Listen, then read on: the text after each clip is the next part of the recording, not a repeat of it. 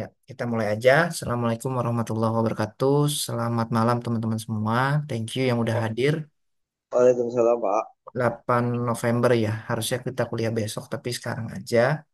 Karena mengingat waktunya juga mepet nih. Jadi biar kita kejar-kejaran sama materi-materi berikutnya. Kemarin saya sudah kirimkan ya soal asistensi matematika ekonomi untuk mid exams.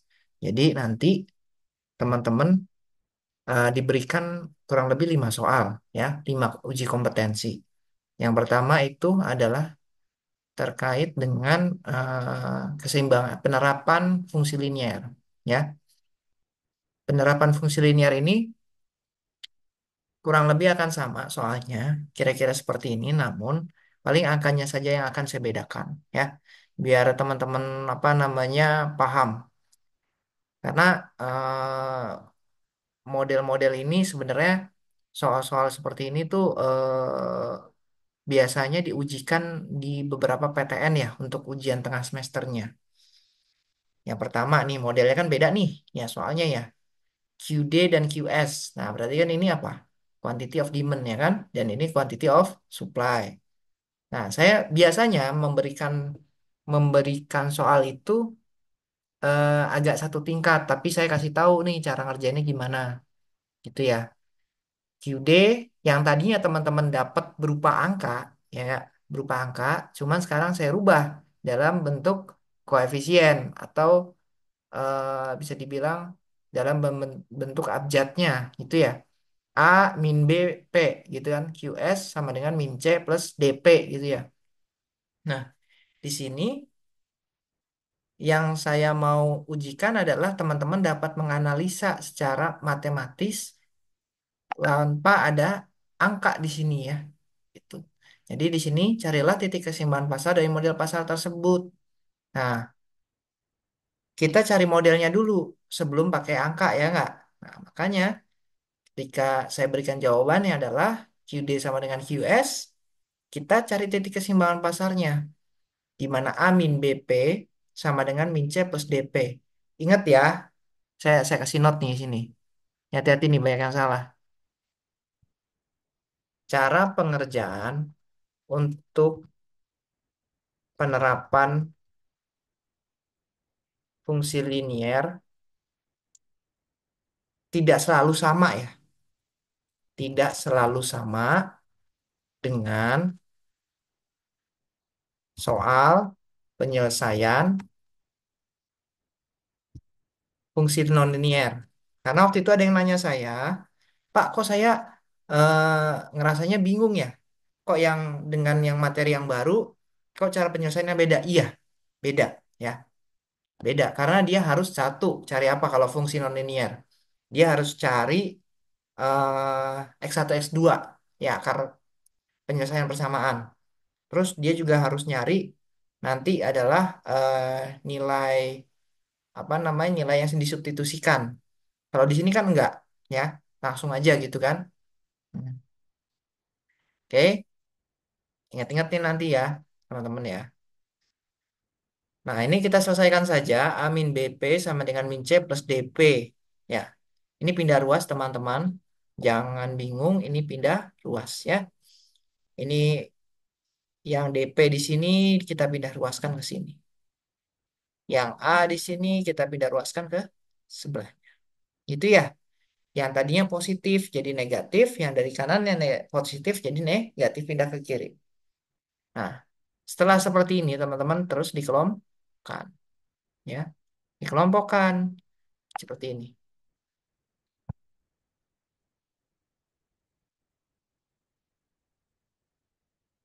Ya. Nah, setelah dikelompokkan maka dapatlah rumusnya seperti ini ya. Ini termasuk uji kompetensi ya teman-teman. Jadi bukan hanya menyelesaikan persamaan tapi kita tahu bagaimana kita menyimpulkan dari harga keseimbangan apa sih ini ya. Kalau sudah dapat seperti ini teman-teman, kita eh, substitusikan persamaan P ini ke dalam Q ya, ke dalam Q. Nanti dapatlah QA. Nah, di sini berubah nih P-nya tadi. Nah, soal ini mirip dengan soal yang diujikan di Unpad. Jadi kalau teman-teman punya teman kuliah di Unpad, jurusannya manajemen, matematika bisnis, nah ini soal anak-anak Unpad nih. Saya ngerjain, ya. Saya ngerjain, saya jadikan soal di UTS. Ya, nanti ya kira-kira beginilah. Cuman angkanya aja yang berubah dikit ya. Ya, sampai sini ada yang mau tanya nggak?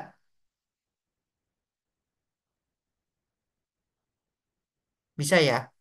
Ini aja nanti angkanya saja yang dirubah ya teman-teman ya. Angkanya saja yang dirubah.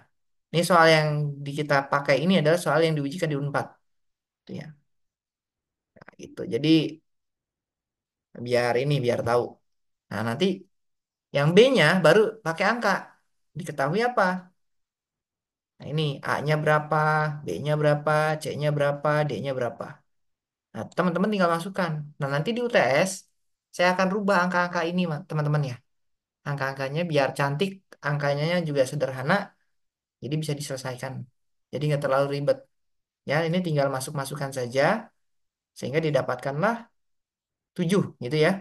7 kali 100 adalah 700. Nah, nanti tinggal dikurangkan, jadinya 750. Kemudian disubstitusikan persamaan ke QD, persamaan awal. Nah, tinggal masukkan-masukkan aja, nanti didapatkan seperti ini. Sebenarnya ini gampang. Yang susah adalah nanti teman-teman pastikan jawabannya itu teman-teman tulisannya jelas. Jangan diketik ya teman-teman ya. Kemarin ada yang diketik. Terus saya bilang, enggak, saya sih nggak mau negor ya. Cuman kelihatannya sama dengan jawaban lainnya. Saya pikir tulis tangan aja lah lebih baik ya. Karena takutnya nanti dari apa namanya, eh, saya pikir lebih baik ditulis aja biar teman-teman tuh ada perjuangannya gitu ya. Bisa saya nilai di situ. Ya takutnya nanti ada audit atau gimana kan kita nggak enak ya. Gitu. Apa nih? Oh, sebentar ya. Tunggu sebentar, teman. Ada telepon sebentar ya. Sebentar.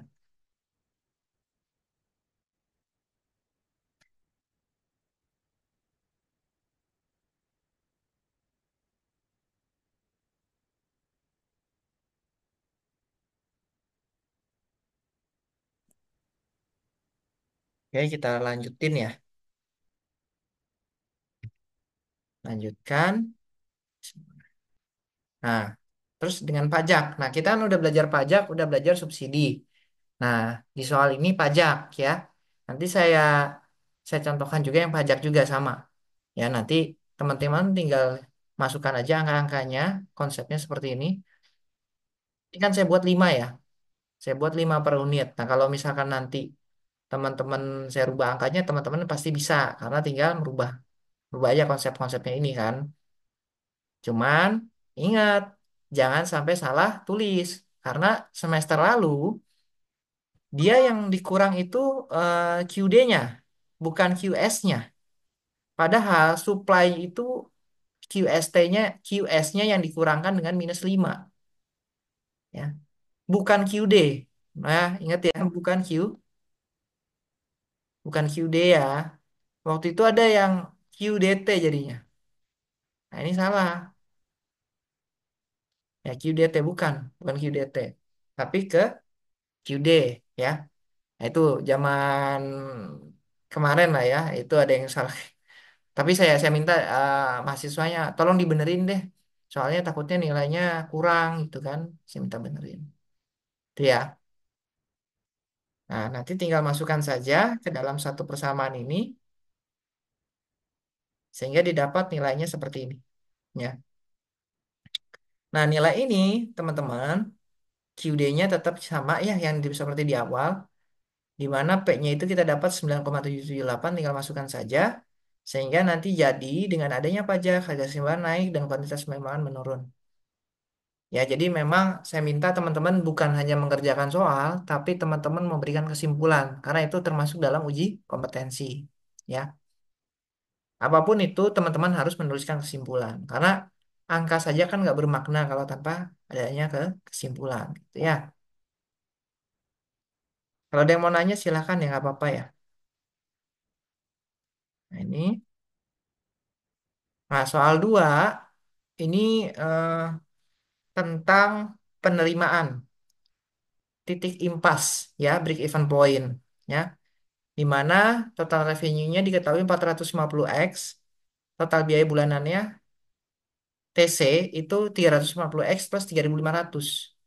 Nah, ingat konsepnya, TR harus sama dengan TC karena di break even point ya. Nah, nanti saya keluarin nih, karena ada loh mahasiswa, saya dulu sempat ngajar di salah satu PTS. Ada mungkin hampir semua mahasiswanya nggak bisa ngerjain ini. Saya juga bingung lah. Konsepnya sama, TR itu harus sama dengan TC. Ya, TR harus sama dengan TC. Hasilnya segini, tapi banyak yang nggak bisa gitu loh. Saya juga bingung lah. Ini kan sederhana ya kan? TR harus sama dengan TC. Gitu. Dia banyak yang nggak bisa nih. Ini udah segini aja jawabannya. Ya, gampang kan? Tinggal pindah-pindah ruas saja. Kita dapatkan nanti 50x-nya. Berarti pada saat X sama dengan 50, dia balik mau modal. Itu ya. Nah, 3. Ini break even point juga, cuman penerapan. Biaya tetap, ingat ya, biaya tetap apa namanya? Fixed cost. Ya, biaya tetap. Ini sama dengan 20.000. Kemudian biaya variabel. V 100 Q. Harga jual. Harga jual apa? P kan? 200. Untung atau rugi kalau diproduksi 300 unit. Nah, tinggal dikali nanti kan Q-nya apa. Gitu kan? Nah, jadi penyelesaiannya adalah hmm, tinggal dituliskan dulu yang diketahuinya untuk big event point. Ingat ya, jumlah unit yang dijual harus sama dengan apa? Dengan total biaya gitu ya. Total penerimaan sama dengan total biaya. Rumusnya saya persingkat aja teman-teman semua. Di BEP dalam terung Q itu maksudnya dalam unit sama dengan fixed cost dibagi P min V. Ya, itu rumusnya nih teman-teman. Jadi nanti teman-teman tinggal masukkan rumus ini ke dalam sorry, angka-angka ini di dalam persamaan. Nanti didapatkan 220.000 dibagi 200 minus 100 sama dengan 200 unit. Jadi perusahaan harus memproduksi berapa unit? Nah, 200 mainan. Nah, untung apa rugi kalau dia produksi 300? Nah, kita lihat TR, ingat harga jual per unit kali jumlah terjual. Maka 200 kali 300 sama dengan 60.000. Fixed cost-nya tadi adalah 20.000 ditambah 100 dikali 300. Nah, ini ya 300 ini yang terjual ya teman-teman ya. Nah, didapatkanlah 20.000 tambah 30.000 sama dengan 50.000. Untung atau rugi? Kita lihat TR kurang TC-nya. TR-nya itu 60.000, TC-nya 50.000. Berarti kan untung nih 10.000. Maka jadi jika perusahaan memproduksi dan menjual 300 unit, maka perusahaan akan mendapatkan keuntungan 10.000. Nah, itu ya. Nanti kalau bisa jawabnya seperti itu teman-teman semua ya. Biar apa namanya? eh, Teman-teman tuh selain bisa mengerjakan dapat memberikan kesimpulan. Nah, Paham, Pak. yes. Sorry tadi ada yang WA saya. Selamat malam Pak gitu. Nah itu siapa tuh? Malam saya jawab. Itu siapa? Siapa sih namanya tadi ya? Lupa saya. Agung, Agung, Pak Agung. Enggak, bukan sih ini. Bentar, bentar. Seno, lo jangan lempar batu 10 di tangan, lo Seno. Sumatera Utara. Yang siapa tuh? Yang ininya namanya Sumatera Utara. Saya nggak tahu. Itu. Itu nanti gini aja teman-teman ya. Jadi tolong nanti kerjakannya dalam apa namanya? Tulisan tangan. Nanti di scan pakai share cam scanner ya, cam scanner. Ada yang punya cam scanner nggak? Atau note block? Ada, Pak, ada, Ya Pak. ya. Nah, Ada, Ada. Pak, di aplikasi. itu cam scanner atau note block modenya dirubah mode black, jangan berwarna ya, black aja, biar kecil size-nya, gitu ya. Nah, kemarin itu saya habis ngecek RPS. Jadi RPS-nya kita itu Saya cek sebentar ya. Pertemuan kita nih udah pertemuan keberapa sih? Lupa ya. Tunggu ya, saya cek dulu. 7 kali, Pak. 7 ya, iya pertemuan ke-7. Berarti pertemuan berikutnya itu pertemuan ke-8 alias UTS ya. Nah, untuk UTS nanti gini teman-teman. Saya akan share soalnya sebelum kuliahnya apa namanya? Sebelum ujian dimulai. Nanti sebelum ujian dimulai ini harap teman-teman membaca nanti upload ke LMS-nya pada saat hari H ya. Begitu ya. Oke, Sampai siap, sini Pak. ngerti nggak? Jadi contohnya gini, saya kasih soalnya hari ini. Tapi teman-teman uploadnya nanti misalkan hari Selasa, misalkan kayak gitu ya, itu boleh gitu. Jadi teman-teman punya waktu ya mengerjakannya dan ingat ditulis tangan gitu ya. Nanti soalnya sebentar, dulu ya. Soalnya seperti ini. Jangan yang susah-susah, Pak. Enggak susah. Sebentar ya, saya cek dulu sebentar. Tahun lalu sama kok. Tunggu ya, labora.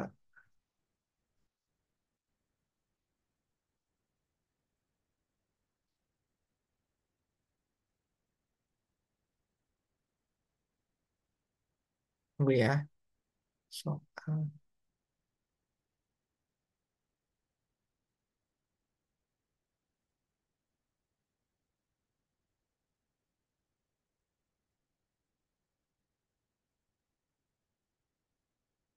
Nah, ini tahun lalu nih, 2023 ya. Tuh, gampang kan? Fungsi permintaan ya kan? Terus habis itu fungsi permintaan juga sama. Terus yang ketiga dalam pembuatan produk bla bla bla bla bla. Nah, ini harus dihitung ya kan? Nah, itu aja teman-teman tuh gampang. Nggak susah. Nanti ini apa namanya kalau teman-teman mau coba kerjakan boleh tuh ya. Ya nggak susah ini. Soalnya mau sama seperti ini, Pak. Ya kurang lebih sama, Kurang beda lebih. dikit lah, beda dikit angkanya. Itu ya. Nah, ini nanti em, saya coba share lah nanti ya. Jadi, sebentar ya.